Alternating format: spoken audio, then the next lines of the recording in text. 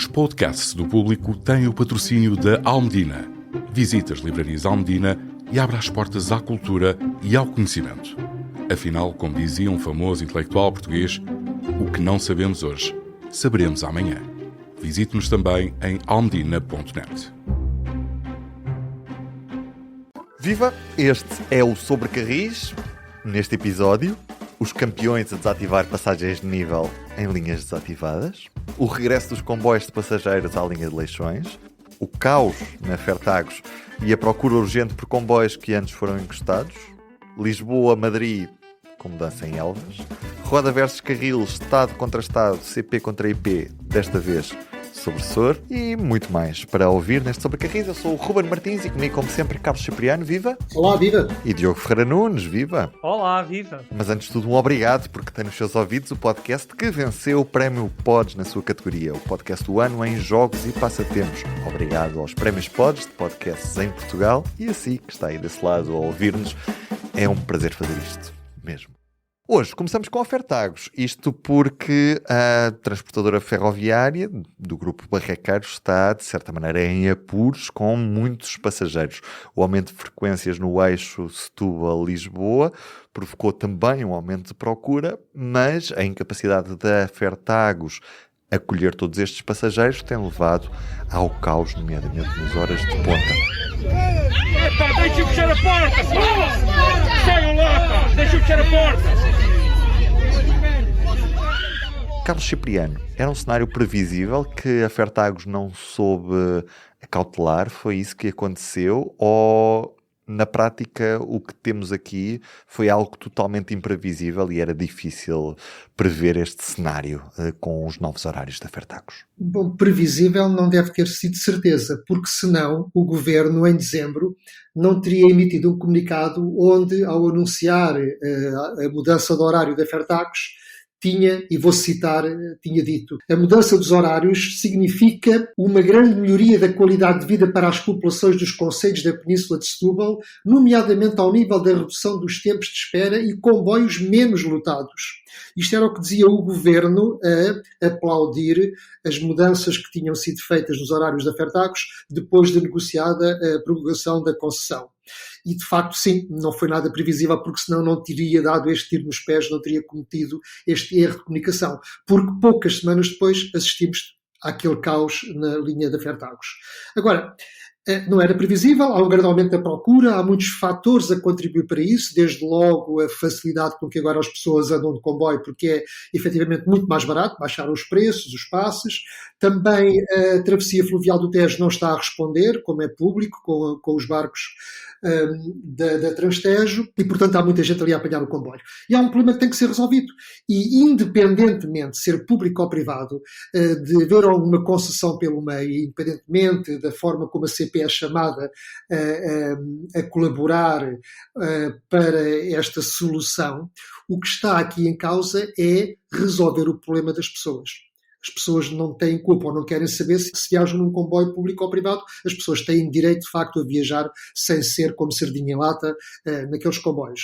Aliás, só em parênteses, houve no mesmo dia 3 desmaios nos comboios da Fertagos, em 3 comboios diferentes, exatamente porque as pessoas estavam muito apertadas e ficaram mal dispostas.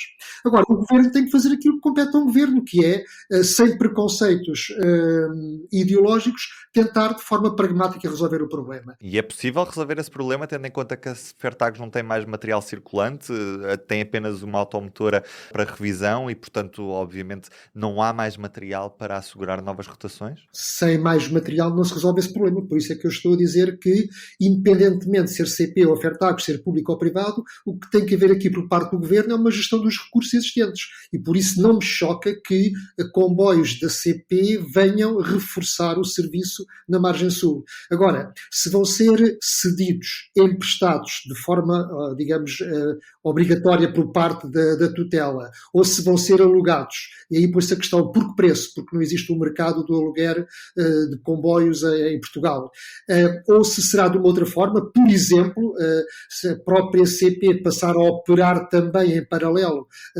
na margem sul, ainda que para isso tenha que se fazer uma adenda ao contrato de serviço público, mas enfim, se a tutela estiver de acordo, isso não será difícil. Seja qual for a solução, parece-me que, por muitas dificuldades que a CP tenha com o material circulante, e de facto tem, porque lhe fazem falta também os comboios, mas quer dizer, ali está a fazer neste momento muita falta e há ali um problema explosivo para resolver.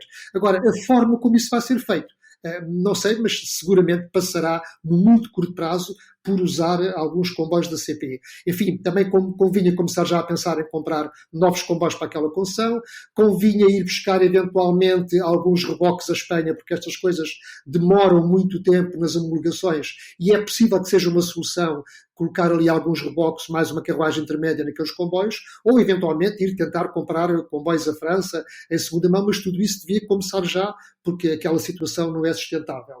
O irónico disto tudo, quando a Secretária de Estado da Mobilidade pressiona a CP para que ceda os seus comboios à Fertagos, é que ela própria, enquanto vice-presidente da CP, foi coautora de uma decisão que consistiu em encostar automotoras de 2 pisos e outras UQEs também da linha de Sintra, porque esse material chegava ao período de revisão da meia-vida e, na altura, optaram por não modernizar esse material e ficou encostado durante anos, ainda por cima desprotegido ao sol e à chuva e com toda a parte eletrónica muito sujeita à intempérie. E, portanto, não deixa de ser irónico que, depois de haver mais tarde um Conselho de Administração que pega naquele material, que o recupera e que o põe agora em circulação, a mesma pessoa que na altura mandou encostar venha agora pedi-los emprestados ou cedidos para fazerem a operação na Fertagos.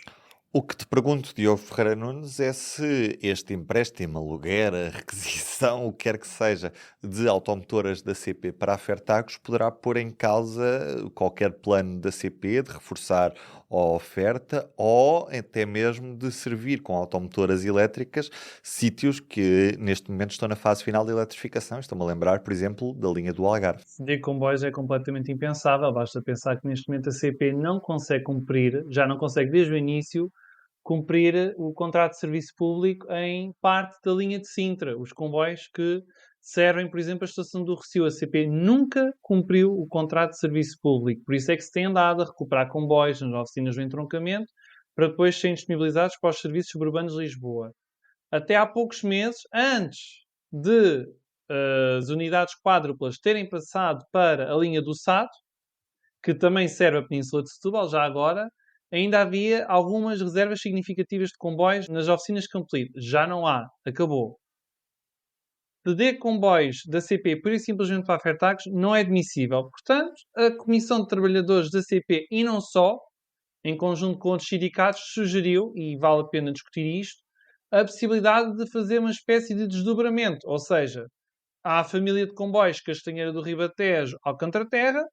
Em vez de acabarem todos os comboios de Alcântara-Terra, acabarem alguns períodos os comboios em Coina ou no Fogoteiro, em vez de acabarem em Alcântara-Terra. Isso é um cenário. Margem Sul agradecia porque, por exemplo, poderiam chegar mais facilmente ao Oriente, à Estação do Oriente, coisa que hoje não podem, sem mudança de Exatamente, comboio. Porque também há o gargalo, o famoso gargalo entre Braço de Prata e Chelas. Isso é uma hipótese. Também há outros cenários, como, por exemplo, haver um novo comboio regional até Grândola, mas isso tinha que ser equacionado. São soluções mais práticas, mais imediatas de facto e que podem ajudar a resolver o problema. Agora o Estado também, como lhe compete, também convém começar a ter uma ação mais assertiva. Porque o anterior governo, teve a possibilidade desde janeiro de 2023 de resgatar a concessão se o quisesse. Porque terminava o contrato de concessão e o contrato permite essa hipótese. Só que não, decidiu-se mais um prolongamento da concessão. E com isto estão mais 6 anos até 2031 com Fertagos. E como é óbvio, um concessionário que só tem mais 6 anos não vai comprar comboios. Porquê? Não é em 6 anos que vai bater o investimento. É impossível. Neste momento, o que é que o Estado pode fazer? Além de algumas hipóteses que o Carlos deu, embora se tenha de equacionar se é possível resolver a questão do convelo ou não, porque há essa limitação tecnológica, há também a questão de se ir buscar reboques à Espanha, é outra opção que pode ser considerada. Mas o Estado, enquanto agente que resolve falhas do mercado, tem que agir de forma muito assertiva. E se começa a ver, através do IMT, que é a entidade que fiscaliza esta concessão, que há demasiadas falhas, resgate a concessão, nacionalize temporariamente o serviço para a CP e prepare-se para lançar um novo concurso público internacional para esta concessão. E se for uma concessão de longo prazo, 20, 30 anos, a entidade ficar, o concessionário ficar com este serviço, aí é obrigado a comprar novos comboios e terá todo o tempo do mundo para abater o investimento.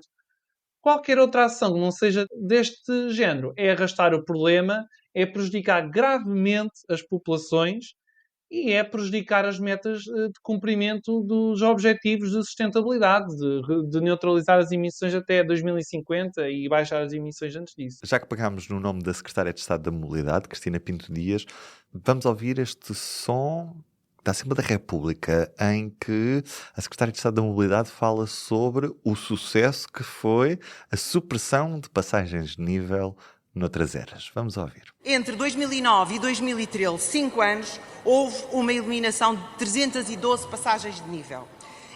Em 10 anos, 2014, 2023, apenas 46. Reiterar que este Governo vai retomar o pacote de encerramento, o programa de passagens de nível, porque estamos todos de acordo que é um fator essencial de segurança a oferecer todos os dias aos nossos concidadãos. Carlos Cipriano, o problema é que estas supressões foram motivadas por encerramentos de linha. Portanto, na prática, suprimir uma passagem de nível numa linha que já não existe é fácil. Em Portugal, em 2009, existiam 1.191 passagens de nível. E em 2013 só havia 870. Então é simples. Quem governou durante esse período terá suprimido 321 passagens de nível. Bravo! Mas é errado. É errado porquê? Porque também durante esse período fecharam 213 km de linha férrea. A saber, o ramal de Cáceres, entre Todas Vargens e Marmão-Beirã, o Beja-Ourique, a linha Pampilhosa-Figueira da Foz e as linhas do Corgo e do Tâmega. Ora, isso faz com que tenha acontecido o seguinte: na verdade, os números da Secretária de Estado estavam errados, porque não se suprimiram os 312 que ela falou, mas na verdade são 321. Na verdade, só se suprimiram 148, metade do que foi anunciado na Assembleia da República, porque 173 dessas passagens de nível simplesmente deixaram de existir. No limite, se fecharmos a rede ferroviária nacional, também suprimimos todas as passagens de nível e a segurança rodoferroviária aumenta. Ora, o que é que aconteceu aqui? Foi má-fé? Foi incompetência? Qualquer situação é grave, porque não se deve mentir aos deputados na Casa da Democracia. Diogo, o Ministério tem sido mal assessorado, é isso? Eu começo a achar que nem só este Ministério, diria também que o Ministro da Presidência também há alguns meses foi mal assessorado, porque basta procurar na página das infraestruturas de Portugal todo um plano para a redução da sinistralidade em passagens de nível até 2030 e, num conjunto de informações prévias, diz claramente de que maneira é que deixaram de existir aquelas centenas de passagens de nível. Quer dizer, há informação pública, não é muito difícil de encontrar, não é um grande segredo de Estado. Portanto, começa a desconfiar que alguém anda a informar mal o governo ou começa a haver um bocadinho de má-fé, uma de duas. Portanto, convém investigar um pouco mais, fazer uma pesquisa mais apurada, porque a informação é pública, não é muito difícil de saber onde ela está e evita fazer estas figuras de alguma forma, que não são benéficas para a nossa democracia. Outra das notícias que trazemos esta semana é a reabertura da linha de Leixões, ainda com uma reabertura parcial para passageiros, mas já com novas estações, como é o caso do Hospital de São João, que serve aquele polo importante gerador de tráfego.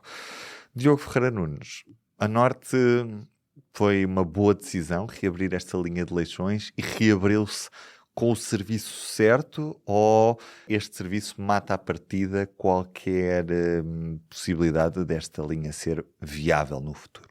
É um princípio de conversa, é uma espécie de aperitivo para aquilo que se espera que seja o prato principal, que é a linha realmente chegar a Leixões, poder aproximar-se mais de estações do metro do Porto e, no limite, chegar até o aeroporto do Porto bem antes da alta velocidade. O que para já temos é um aperitivo, agora espera-se que o aperitivo corra bem, seja uma boa refeição, para depois evoluirmos para o prato principal, o filé mignon, como diriam os franceses, que é proporcionar um bom serviço com frequência para que as pessoas não tenham de pensar muito a que horas é que vou apanhar o comboio para chegar ao trabalho ou para sair do trabalho. Que é isso, um dos principais benefícios desta reabertura é a proximidade a polos empresariais como o da Leonesa. Também é importante referir que há serviços complementares, porque, como é natural, não pode haver uma estação de comboios à porta de cada empresa. É importante que haja esses serviços, quer proporcionados por parte do Parque Empresarial da Leonesa, como da UNIR. Embora o caso da UNIR é só a partir de 1 de março, devia ser já desde ontem, desde a reabertura, desde 9 de fevereiro, mas parece que isto seja só o começo e que haja muito mais daí em diante. Carlos, satisfeito com o que viste quando neste domingo foste até à linha de Leixões e viste os passageiros a aderir à nova ligação ferroviária, ou nem por isso? Fiquei mais satisfeito do que julgava, porque, embora reconheça que fui viajar na linha num dia atípico, mais atípico não poderia ser, porque era o primeiro, não é? E, portanto, é um domingo e é o primeiro dia. Mas fiquei agradavelmente surpreendido porque, apesar de numa primeira viagem, de facto, a maioria das pessoas serem entusiastas do caminho de ferro, sócios da APAC, também lá estavam autarcas, um ex-governante, mas depois repeti a viagem ao longo do dia e falei com várias pessoas, obviamente os comboios não estavam cheios, havia dois tipos de pessoas. Haviam os curiosos que foram testar o serviço, ver como é que funcionava, e havia pessoas que foram apanhadas desprevenidas e aproveitaram-no logo, nomeadamente pessoas que tinham ido a sul do Porto, que tinham ido para Espinho, para Ovar, e que no regresso ficaram a saber, com grande surpresa, que podiam ir diretas para o Hospital de São João, para a Lessa do Balio, para São Remédio em Festa, etc. E essas pessoas estavam agradavelmente surpreendidas e ficaram logo fãs a dizer que, obviamente, iriam apanhar estes serviços muitas vezes. Depois também vi mesmo pessoas que andavam expressamente a ver como é que funcionaria, a ver como é que seria a partir de amanhã. E fiquei satisfeito por ver que alguns testemunhos que diziam: bom, eu a partir da manhã vou ganhar mais 20 minutos para cada lado entre a minha casa e o local de trabalho. Entre Hermesino e o Hospital São João, por exemplo, ou pessoas que iam para Passos de Ferreira tinham que apanhar um autocarro num outro sítio e podiam ir até lá no comboio, numa viagem de apenas 3 minutos e não em 15 ou 20.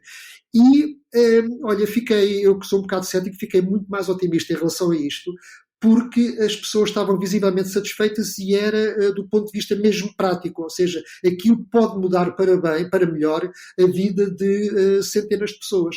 Agora, obviamente que não se deve ficar por aqui e que é necessário duas coisas no médio prazo, que é prolongamento até Leixões, até ficar perto do terminal da linha azul do metro no Senhor de Matosinhos, que é importantíssimo que chegue até ali, e a linha já lá está, portanto há apenas que negociar com o Porto de Leixões e arranjar ali uma interface entre a linha de Leixões e o metro, e também duplicar a linha, pelo menos em grande parte. Isso de facto tem que ser feito para que seja ali de facto uma verdadeira linha da cintura ferroviária em torno do Porto. Depois desta reabertura, fica a faltar reabrir alguma coisa assim mais no médio prazo, Carlos? Estás a referir-te àquilo que o ex-secretário de Estado, Frederico Francisco, declarou à comunicação social, de que isto faz parte de um ciclo de reaberturas. Colhendo os louros do seu governo, que reabriu Covilhã-Guarda, que voltou a pôr o serviço de passageiros na linha do leste e que refere agora a reabertura da linha de Leixões. Bom, sim, se for agora para breve a reabertura do troço central da linha do Voga, entre Oliveira das Meias e Cernada do Voga, sim, parece muito bem, seria um ciclo excelente de reaberturas. Pelo menos compensava um bocadinho o grande desaire que foi o encerramento da linha entre Coimbra B e a Estação Central de Coimbra, não é? E também compensava o facto de, em 8 anos, não se ter concluído quase nenhuma obra do Ferrovia 2020. Isso aí, então, nem se fala. Ficaria, pelo menos, essa compensaçãozinha para essas populações que, de certa maneira, ganhariam de novo ou ficariam de novo servidas por transporte ferroviário, sabendo que há muita gente que ainda espera pelo comboio na paragem do autocarro, quer na linha da Beira Alta, quer inclusive em zonas onde o comboio até passa, e nós falámos disso há alguns episódios, mas não para, como na linha do Sul, depois do final do serviço regional naquele eixo.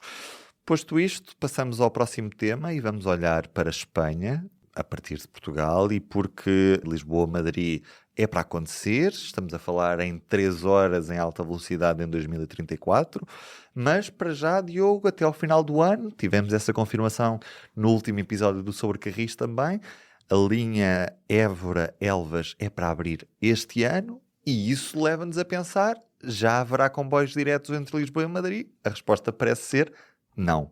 Porquê? Por causa da tecnologia. O que é que vai acontecer na prática quando for aberta esta nova linha entre Évora e Elvas? O que é que se pode fazer? O que se pode fazer é 2 comboios. Ou, no limite, trocar-se de locomotiva, mas tem que se encontrar uma locomotiva compatível e tem de haver um acordo CP e Renfe, o que depende também de uma ordem política. Eu passo a explicar-vos. Há aqui uma questão tecnológica que tem a ver com o Convel e com os diferentes sistemas de apoio à condução. Porque em Portugal nós temos o Convel, que é o Ebicab 700, que já não existem novas versões, já não dá para colocar em comboios novos, só em comboios mais antigos, e depende.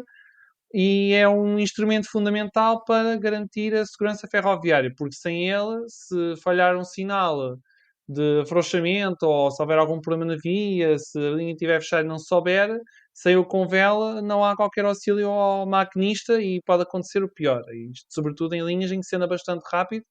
No caso do Évora-Elvas vai andar-se bastante rápido, pelo menos 250 km por hora. Em Espanha, o sistema é o ASFA, que é o homólogo... E RTMS, a linha de alta velocidade da Extremadura, já vem equipada com a nova sinalização padrão europeia. Pois, exato. Só que a questão é, vamos ter 3 sistemas neste troço. Lisboa, Évora, Convel, só, para já. Depois, Évora-Elvas vai ter o ETCS, RTMS, mais Convel. E depois, entre Elvas e Madrid, há uma combinação do ASFA. E depois, em algumas partes, não muitas, já existe também um pouco de ETCS. E o problema é não haver um comboio para já que consiga ler todos estes sistemas. Por exemplo, o ACP, que vai prolongar o Intercidades Lisboa-Évora para Elvas, só consegue chegar no máximo até Badajoz. E a Renfe, no máximo, não consegue passar de Évora. Só que para fazer a viagem entre Elvas e Évora, tem que dar toda uma volta, que são 10, 15 minutos mais. Porquê?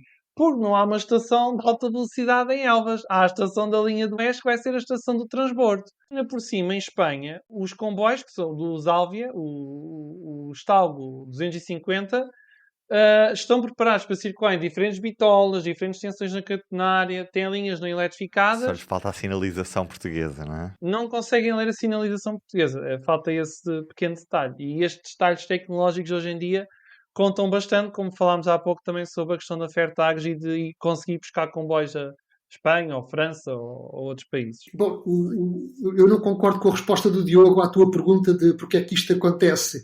O Diogo disse por causa da tecnologia.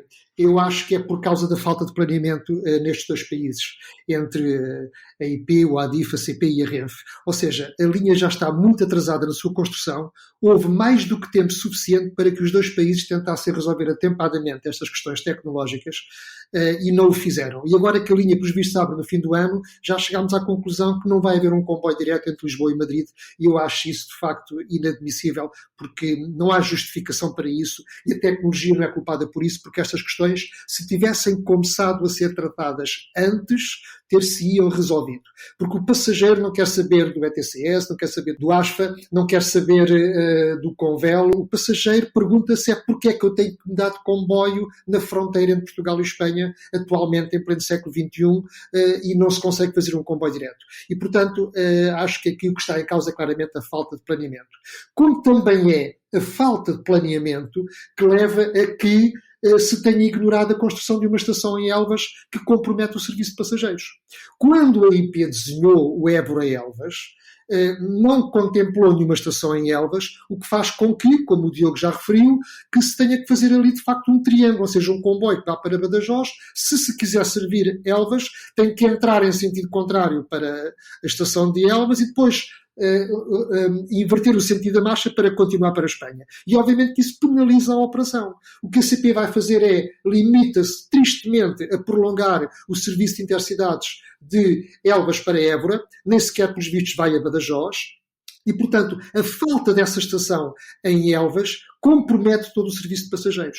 E eu pergunto-me se isto foi só inépcia ou se de facto foi premeditado para favorecer alguém. Vá-se lá saber quem, não é? É fácil de perceber. Porque é que, já agora, em 2020, eu escrevi uma peça sobre este assunto, que tinha como título Nova linha Évora-Badajoz, ignora a estação de Elvas e compromete o serviço de passageiros, e nestes últimos 5 anos não teria sido nada difícil a AIP, em conjunto com a Câmara de Elvas, construir uma estação na nova linha, o mais próximo possível da cidade, para se fazer o serviço de passageiros.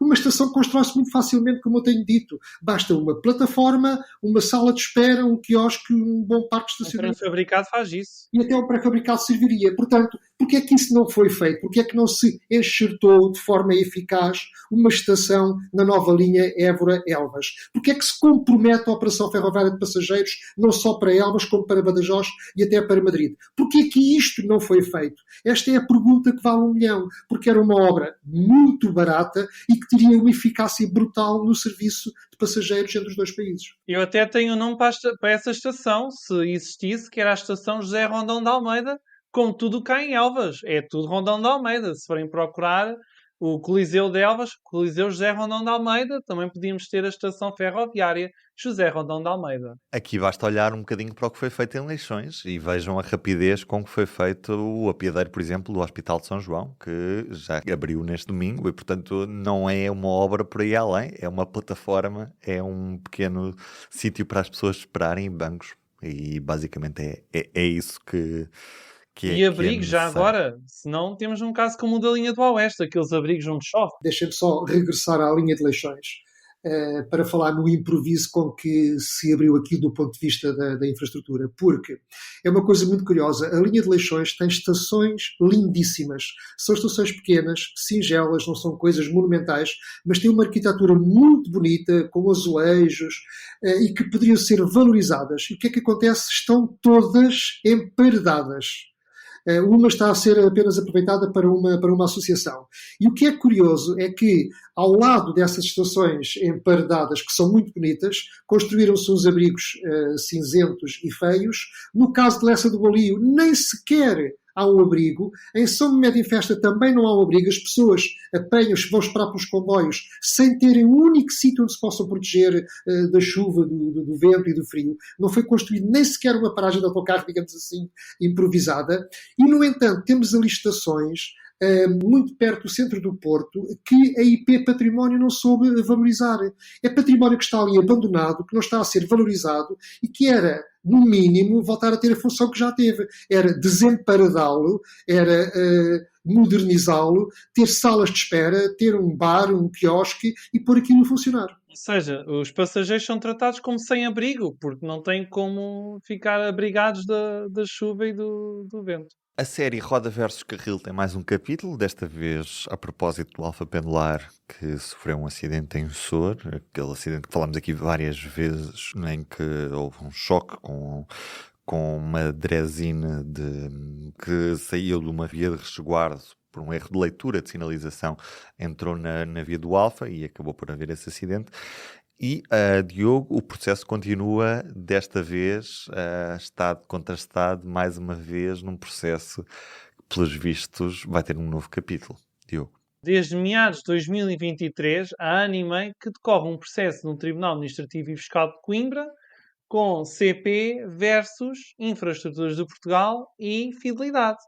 Fidelidade porque é a seguradora da Infraestruturas de Portugal, que é necessário para ter autorização de segurança, que Claro. sempre convém.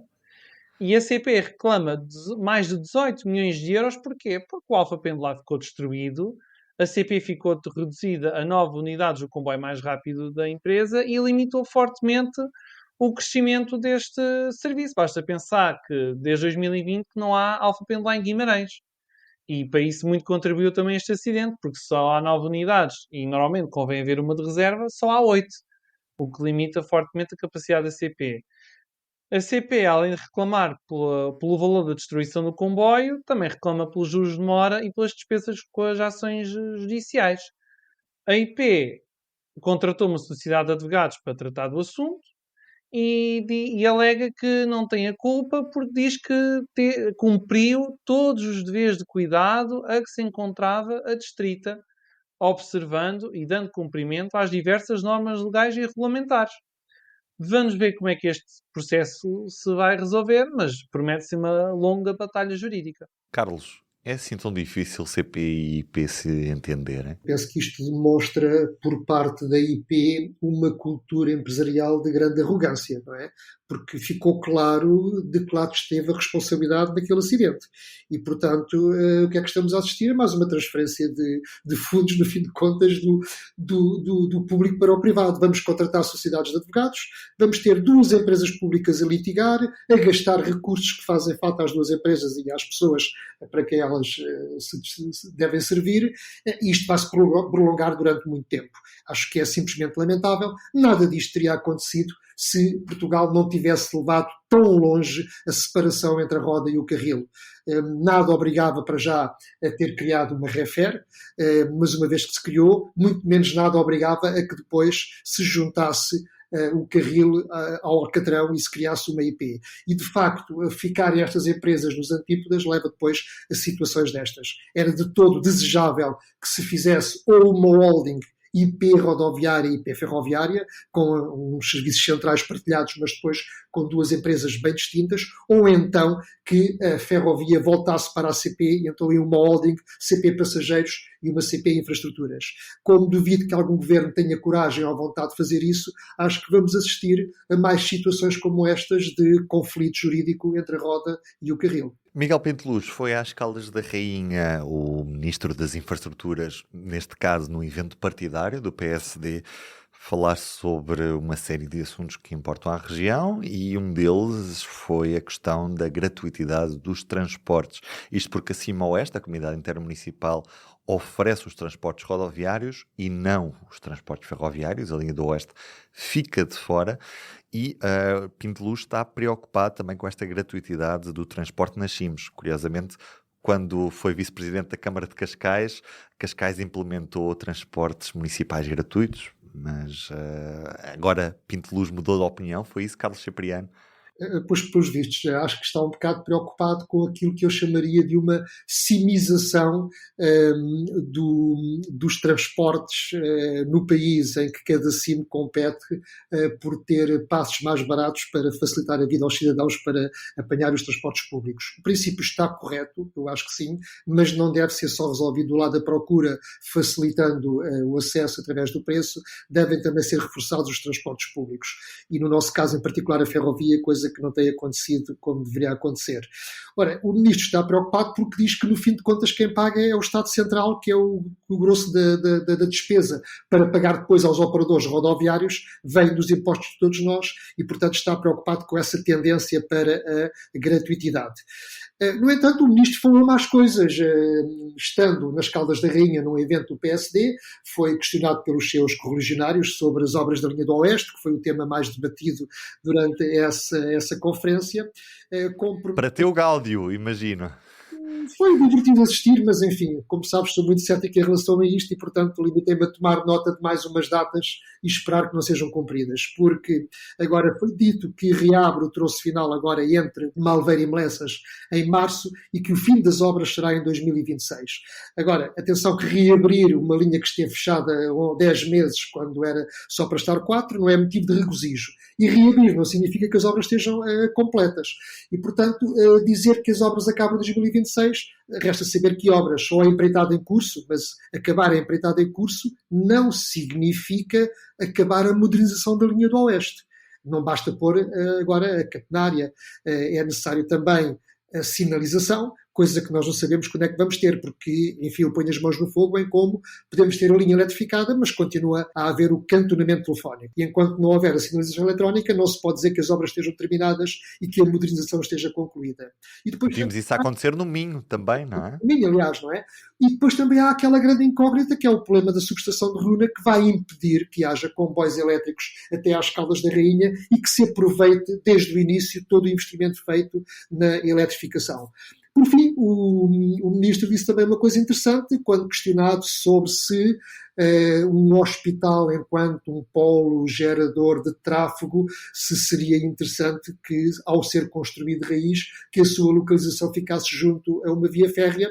Ele disse que, em abstrato, sim, que sim, senhores, embora não se envolvesse nas polémicas regionais sobre em que município deveria ficar o futuro Hospital do Oeste. Mas, enfim, temos o Ministro das Infraestruturas a assumir que sim, que deveria ficar junto à linha do Oeste e a prometer acompanhar este processo junto da sua homóloga do Ministério da Saúde.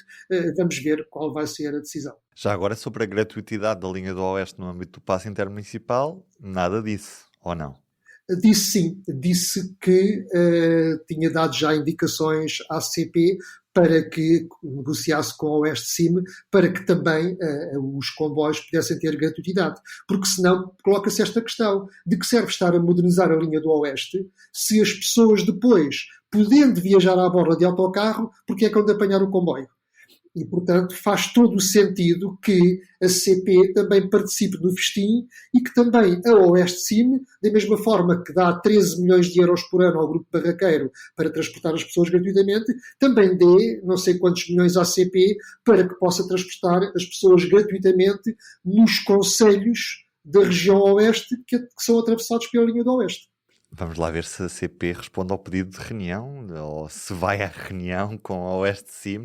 E do Sobre Carris é tudo por hoje. Ruben Martins deste lado, Carlos Cipriano, Diogo Ferreira Nunes, um abraço. Subscreva o Sobre Carris na sua aplicação preferida para ouvir podcast, Apple Podcasts, Spotify, até mesmo no YouTube, também estamos lá. E assim recebe logo uma notificação quando publicamos um episódio, nem precisa procurar. É verdade. Até ao próximo episódio. Até à próxima. Boa viagem. O público fica no ouvido.